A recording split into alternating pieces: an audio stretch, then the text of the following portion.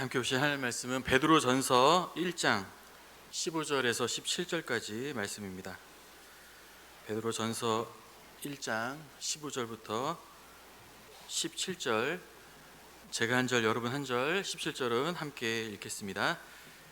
오직 너희를 부르신 거룩한 이처럼 너희도 모든 행실에 거룩한 자가 되라. 기록되었으되 내가 거룩하니 너희도 거룩할지어다 하셨느니라. 외모로 보지 않고, 같이 읽겠습니다. 외모로 보지 않고 각 사람의 행위대로 심판하시는 이를 너희가 아버지라 부른즉 너희가 나그네로 있을 때를 두려움으로 지내라. 아멘. 다들 이렇게 뒤에 앉아 계시네요. 다음에 좀 앞으로 오시면 좋겠습니다. 한 집사님과 대화를 하게 되었습니다. 집사님 말씀이 다른 교회에 다니는 이제 친구와 이렇게 대화를 하는데 대화가 안 되더라는 것이에요. 대화가 안 되더라. 왜인고 하니 자신은 하나님께 들은 말씀과 은혜를 가지고 현장에서 그렇게 살았고 또 그렇게 사는 것으로 씨름하는 그런 삶을 나누는데, 그 친구는 자꾸만 성경적인 지식이나 원리만을 말하려고 그러고 어떤 이런 실천에 있어서 대화가 전혀 되지가 않더라는 것이었습니다. 아주 기쁜 마음으로 저는 집사님을 격려했습니다. 집사님 너무나 잘하고 계십니다. 맞습니다. 우리가 말씀을 받고 은혜를 받는 것은 그것은 실천을 위한 것입니다. 저도 도전을 받고 그렇게 이야기를 나누게 되었습니다. 그러면서 저와 제 주위를 한번 돌아보게 되었어요. 우리의 신앙생활은 실천이 중심이 되는 그런 삶인가? 저는 처음 주님을 만나고 예수를 믿은 후에 한때는 체험을 위한 신앙생활을 했다라고 여겨지는 때가 잠시 있었습니다. 하나의 은혜를 너무나 사모했어요. 그래서 말씀과 기도와 찬양을 통해서 그 주님이 주시는 성령의 임재와 그런 은사에 대한 사모함이나 그런 열정이 굉장히 있었어요. 근데 그런 영적인 만족감만을 이렇게 추구했었던 쪽으로 좀 기울었었던 것 같습니다. 그러다 보면 어떤 생활이 되는가, 영적인 이 만족감이라는 것은 좀 있으면 사그라들거든요. 그 감정이라는 것은. 그렇기 때문에 계속해서 영적인 만족감을 채워야 되는 것이 어떤 저의 삶의 중요한 목적이 되어버렸던 것이죠. 근데 얼마 지나지 않아서 하나님이 깨닫게 해주셨습니다. 체험을 중시하다 보니까 고등학생 때였던 것 같아요. 체험이 강하다고 하는 어떤 이단의 집회에 갈 뻔했던 거예요. 그래서 전 선생님한테 물었죠. 그래도 여기 어떤 데입니까? 이단이다. 그래서 깜짝 놀라서 정신을 차리고 말씀 위에 세워지는 삶을 살아가려고 노력하기 시작했습니다. 지식을 더 우선하는 신앙생활도 있습니다. 여러분, 머리만 컸네라는 이런 말 들어보셨죠? 하나님에 관한 지식만을 쌓는 것을 가지고만 오래 신앙생활했던 분들의 경우 지식으로 아는 것이 마치 그것이 내 경험인 양 생각하는 경우가 있습니다. 또 지식을 얻은 것이 그것이 나의 모습인 양 착각하면서 그렇게 사는 경우도 사실 많이 있다는 것이, 심지어 여러분 구원조차도 구원의 지식과 원리를 내가 습득하고 잘 알고 있다는 것만으로 내가 구원 받았다라고 착각하며 사는 경우도요 얼마든지 많다라는 것이에요. 지식 구원도 있다는 것이죠. 잘못된 것이죠. 그렇다면 가장 건강하고 균형 잡힌 신앙생활은 무엇인가? 그것이 바로 실천하는 신앙생활이라는 것입니다. 야고보서 1장 22절의 말씀 보시면 말씀을 행하는 사람이 되십시오. 그저 듣기만 하여 자신을 속이는 사람이 되지 마십시오. 여러분, 우리가 뜨거운 체험을 했다면 거기에 머물러 있거나 거기에 있어 주저앉으면 안 됩니다. 그 열정을 가지고 현실에서 말씀을 살아내는 것이 우리의 목적이 되어야 되는 것이죠. 진리를 깨달았으면 거기서 머물지 말고 그 확신을 가지고 말씀을 실천하는 자리로 달려가야만 하는 것이죠. 야고보서 1장 25절에 온전한 율법을 들여다보고 있는 자는 실천하는 자니 행하는 일에 복을 받으리라 말씀하고 계십니다. 바른 은혜 확신을 가지고 실천하며 한 주간도 사심으로 그 행함에 따라 하나님의 복을 누리시기를 주님의 이름으로 축원합니다. 그렇다면 우리가 어떤 실천을 해야 될 것인가? 오늘 본문을 중심으로 두 가지 함께 말씀을 나누면서 은혜를 나누기 원합니다. 첫 번째로 거룩한 표현을 하면서 살아갑시다. 거룩한 표현하는 것을 실천하자라는 것입니다. 오늘 15절 말씀인데요, 오직 너희를 부르신 이처럼 거룩한 이처럼 너희도 모든 행실에 거룩한 자가 되라. 성경은 우리에게 모든 일에 거룩한 행실을 하면서 살아가라라고 말씀하고 계세요. 그런데 거룩한 행실을 실천하며 살아가야 될 이유가 무엇인가? 하나님이 우리를 부르셨기 때문이다라고 주님 말씀하고 있습니다. 15절 말씀 다시 보시면 오직 너희를 부르신 거룩한 이처럼 거룩한 자가 되라.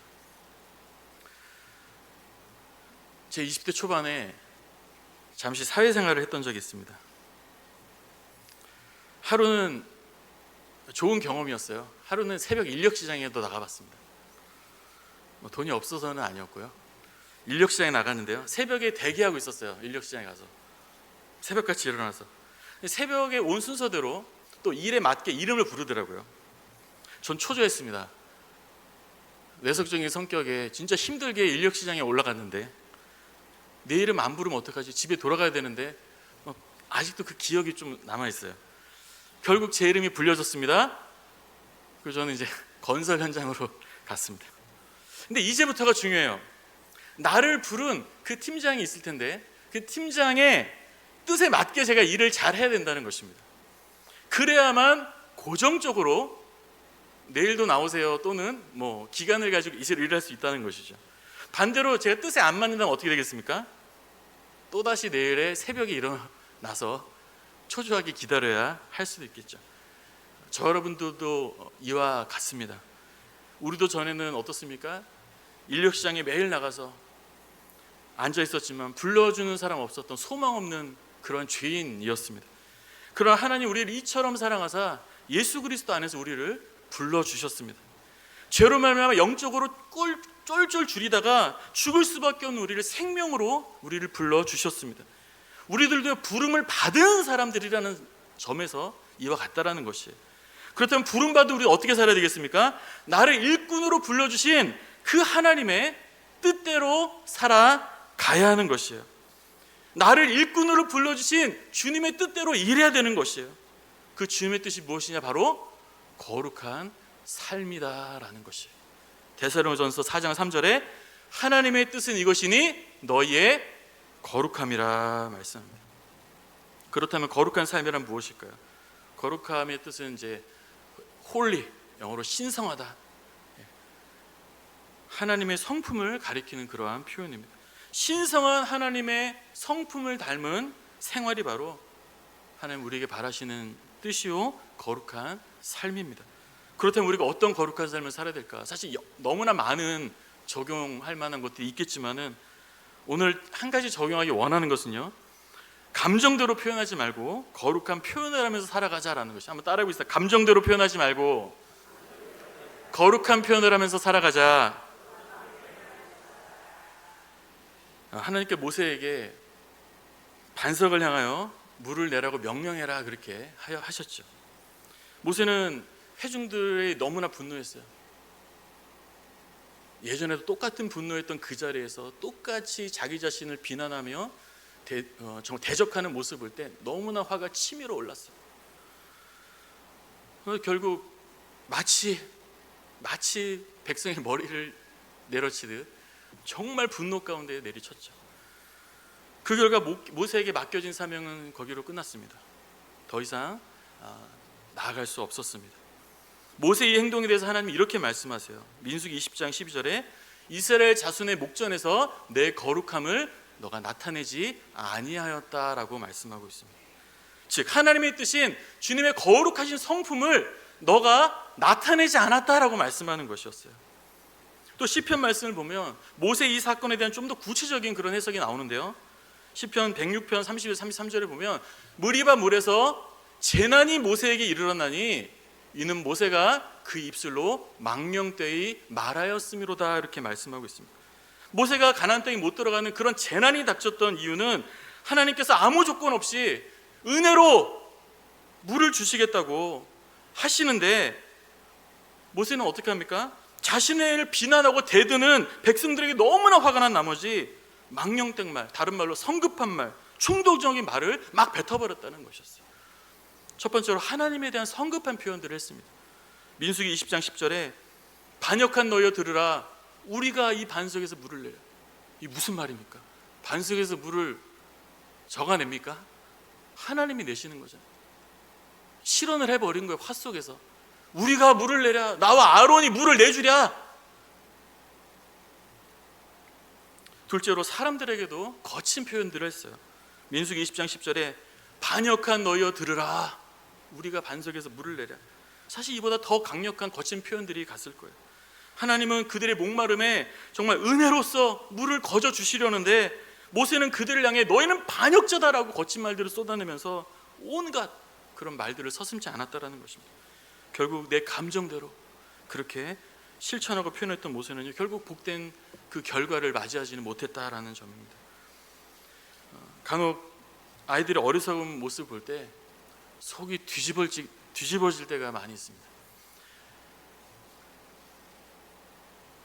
예전에는 그때마다 제 성격대로 한번 해본 적도 있습니다.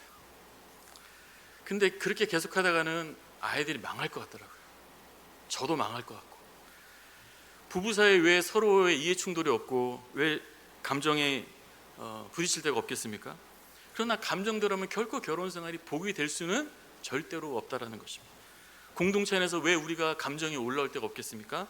그러나 감정대로 표현하면 누군가는 반드시 우리로 말미암아 하나님을 오해하거나 실족하는 경우가 많다라는 사실이에요. 실제로 세상에는 이런 분들이 얼마나 많습니까? 상처받은 마음 가지고 교회 밖을 배회하는 사람 붙잡으면 있더라고요. 얼마나 많습니까? 무엇보다 우리가 감정대로 살지 말아야 될 이유는요, 하나님의 성품을 드러내는 것이 부름받은 우리의 할 일이다라는 사실입니다. 감정 따라 생각 따라 우리가 일주일 살아갈 것이 아니라 우리를 부르신 주님의 뜻을 따라 거룩한 표현하기로 몸부림치며 실천하시는 한 주간 되시기를 주님의 이름으로 축원합니다. 근데 여기서 주의할 점이 한 가지 있는데요. 두 번째로 진실한 마음으로 실천해야 합니다. 한번 따라해서 진실한 마음으로 실천해야 합니다. 우리가 하나님의 거룩함을 실천하며 살지라도 사실 그 실천이 남에게 보여지기 위한 실천이 되는 경우가 우리도 모르게 사실 많이 있다라는 것이. 기도할 때 이렇게 기도해야지 거룩하게 보일 거야. 나도 모르게 그렇게 될 경우가 있어요. 이 정도 기도하면 되겠지. 사람을 의식하면서 하는 경우가 있을 수 있습니다. 헌금할 때 이 정도 드리면 욕먹지 않을 거야. 감동으로가 아니라 여러 가지 계산적으로 의식해서 하는 경우도 있겠지. 봉사할 때 이 정도 봉사하면 알아줄 거야. 하나님의 뜻이 아닌 자원함이 아닌 칭찬으로 어떤 봉사가 있을 수 있습니다. 직분에 대해서도 이 정도 직분은 받아야 돼 위신이 서지 않겠어 라는 것이 있을 수 있겠죠. 명예를 위한 직분이죠. 사람을 대할 때 내 이미지를 위해서 마음에 없는 표현들을 그냥 너무나 습관적으로 하고 있는 우리의 모습을 볼 때가 사실은 많이 있습니다. 진실한 마음으로 그러나 실천해야 한다는 것이죠. 그래야 되는 이유는, 첫 번째 이유는요, 하나님은 남에게 보여지기 위한 실천은요 받지 않으시기 때문이에요. 17절 말씀에 외모로 보시지 않고 각 사람의 행위대로 심판하시는 이를 너희가 아버지라 부른다라고 말씀해요. 외모로 보지 않으신다. 여기서 외모로 보지 않는다. 외모란 뜻은요, 외적으로만 보이는 것, 외적으로 보이려는 그런 행동이나 태도들을, 그런 모습들을 가리키는 것입니다. 그러나 여기서 보시면 외모로 보지 않으시고 반대로 행위대로 심판하신다는 건 무슨 뜻일까? 보여지기 위한 행동이 아니라 진실한 마음에서 나오는 그 행위를 보시고 그에 맞는 결과를 주신다라는 그러한 의미인 것입니다. 즉 외적으로 우리가 거룩한 모습이어도 진실하지 않은 습관적인 행동이나 표현이라면, 마음이 없는 실천들이라면 소용이 없다라는 것이에요. 말라기서 1장 11절에 너희 중에 성전문을 닫을 자가 있었으면 좋겠다. 유대인들은, 이 당시 유대인들은요 나름대로 예배들은 잘 드렸어요. 예배를 안 드린 것이 아닙니다. 봉사를 안 한 것이 아니에요. 그러나 중심이 없는 예배였습니다. 그들 마음에 하나님의 사랑함이 없었고 그들의 중심이 없었어요. 마음이 없었어요. 그래서 주님은 그 외적인 모습으로만 하나님 앞에 서 있는 그 유대인들을 향해서 성전문을 제발 좀 누가 좀 닫아줬으면 좋겠다. 주님은 호소하고 계시는 것입니다. 사울은 하나님께 버림을 받았죠. 왜 버림을 받았습니까? 순종이 제사보다 낫다라는 말씀 볼 때 그의 불순종 때문이었어요. 그러나 불순종한 행동 이전에는요, 더 큰 문제가 있었어요. 사울의 중심에는 하나님이 없었다는 것입니다. 한 번은 계속적인 불순종을 습관적으로 늘 반복하다가 한 전쟁에서 승리한 이후에 그가 무엇을 했는가? 사무엘상 15장 12절에 보면 사울이 자기를 위해서 기념비를 세웠다. 불순종한 다음에 자기 이름을 위한 기념비를 세웠어요. 그는 항상 보여지는 업적이 중요한 사람이었습니다. 이어서 최종적인 버림받음이 선포된 이후에 끝내 그가 하는 말이 무엇이었느냐? 사무엘상 15장 30절에 사울이 이르되 내가 범죄였을지라도 뭐라고요? 이스라엘 앞에서 나를 좀 높여서 나와 함께 좀 선지자여 같이 돌아가소서. 자신의 외모만이 중요했어요. 하나님은요, 그의 중심에 없었습니다. 애초부터 없었던 것이에요. 사무엘상 16장 7절 사람은 외모를 보거냐 나 여호와는 중심을 보느니라. 그래서 우리가 사람을 볼 때는요, 중심을 봐야 되는 것입니다. 우리의 삶에서 내가 외적으로 실천을 했나 안 했나, 이보다 훨씬 더 중요한 것은 나의 행동은 진실한가. 주님은 이것을 우리에게 주목하고 계시다는 것입니다. 오늘날 실천 속에는 중심이 있었는가, 여기에 우리의 초점이 있는 한 주간 되시기를 주님의 이름으로 축원합니다. 진실한 마음으로 실천해야 되는 두 번째 이유는요, 하나님 우리의 진실한 행함의 행실에 따라서 평가하시고 결산하시기 때문입니다. 17절 말씀에 외모로 보지 않고 각 사람의 행위대로 심판하시는 이를 너희가 아버지라 부른즉 나그네로 지낼 때를 두려움으로 지내라. 우리에게 삶에 대해서 말씀하고 계세요. 구원받은 성도는요, 지옥의 심판을 결코 받지 않습니다. 그러나 오늘 본문은 구원받는 성도 심판받는다라고 말씀해요. 무슨 뜻이겠습니까? 지옥의 심판은 없지만 우리의 삶이 진실한 행위였느냐, 너희가 이 땅의 삶이 그렇지 않았느냐에 따르는 하나님의 평가와 결산과 상이 있다라는 것입니다. 그렇기 때문에 주님 말씀하세요. 빌립보서 2장 12절 나의 사랑하는 자들아 두렵고 떨림으로 너의 구원을 이루라. 너의 구원을 이루면서 살아라. 왜 구원을 이미 받았는데 위로가 하실까? 성화, 즉 진실된 거룩한 삶을 점점 더 반드시 살아내야 해가기 때문인 것입니다. 왜 근데 두렵고 떨림으로 살아가야 될까? 진실함에 따르는 하나님의 평가가 반드시 이 땅에서나 무엇보다 우리 주님 만날 때 있기 때문인 것입니다. 요즘 우리의 마음은 어떻습니까? 진실하고 있습니까? 나에게서 외모만 포장하며 살아가는 태도가 혹이라도 보여진다면 빨리 그 자리에서 우리는 돌이키기 위해서 몸부림 쳐야 될 줄로 믿습니다. 습관적인 예배가 우리에게 드려진다면 너무나 위험한 것이죠. 마음의 회복을 빨리 할 수 있도록 몸부림쳐야 합니다. 위기가 닥친 거예요. 남에게 보여지기 위한 삶을 어느덧 내가 살고 있다면 내면의 회복을 위해서 작정하고 씨름해야 되는 것입니다. 지체를 향한 내 마음에 잘못된 감정이나 비난이 있다면 어떻게 됩니까? 내 마음을 뜯어 고치기 위해서 주님 앞에 몸부림쳐야 되는 것이죠. 고통해야 되는 것이, 고통스러워야 되는 것이. 마음으로는 여전히 일을 가는데 겉으로는 마음과 달리 친절한 척, 그것이 몇 년 습관이 되어버렸다면 물론 인상 쓰는 것보다 낫습니다. 낫습니다. 그것도 굉장한 노력이에요. 그러나 그것도 일종의 외식이라는 것이 일종의 외식이다. 중심을 새롭게 하려는 처절한 몸부림이 우리 안에 일어날 수 있기를 주님의 이름으로 축원합니다. 말씀을 정리하겠습니다. 우리 신앙생활의 초점이 어디에 있습니까? 감정대로 생각하고 내 맘 생각대로 표현하는 것을 우리가 좀 멈추고 우리를 부르신 하나님의 성품에 맞게 그 부르신 뜻에 합당하게 거룩한 표현을 하기로 작정하고 한 주간 승리하며 사시기를 주님의 이름으로 축원합니다. 더 나아가 우리 실천에는요, 중심이 따라가고 있습니까? 중심이 없는 외적인 실천만 있다면 우리는 마음을 기경하기 위해서요 일주일 동안 몸부림쳐야 되는 것이에요. 그런 한 주간 되시기를 바랍니다. 그러므로 마음으로부터 실천하는 신앙생활 한 주간 살아가심으로 진실한 행함을 보시고 하나님이 칭찬하시고 결산하시고 우리와 함께 하시는 그 칭찬과 결산을 누리는 한 주간 되시기를 주님의 이름으로 축원합니다.